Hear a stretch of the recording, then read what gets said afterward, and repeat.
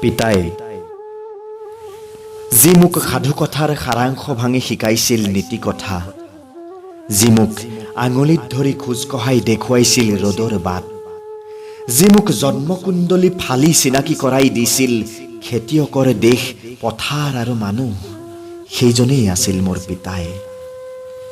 যি জীৱন নামৰ অংক এটাৰ শুদ্ধ উত্তৰ উলিয়াব নোৱাৰি পঢ়াশালীত লিখাইছিল মোৰ নাম, শীতৰ ৰাতি কপি কপি কুঁহিপাঠ পঢ়োঁতে যি চাই থাকে অকৰা অভং ভং মানুহৰ দৰে মোৰ বুকুৰ ভিতৰৰ মানুহটো, সেইজনেই আছিল মোৰ পিতাই।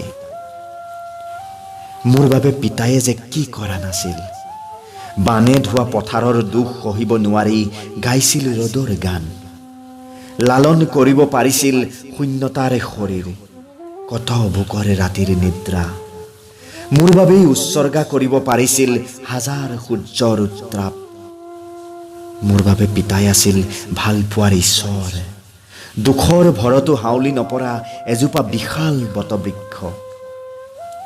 মনত আছে পিতাই, সকলো মনত আছে। তই যে মহাজনৰে নিচা খাই নাচোতে নাচোতে এদিন নাঙঠ হৈছিলি, পথাৰৰ বতা চৰাই খেদোতে খেদোতে এদিন তয়ো যে হেৰুৱাইছিলি জীৱনৰ ছাঁ, তাৰ পাছত হেৰাইছিল ঘৰখনৰ ঠিকনা।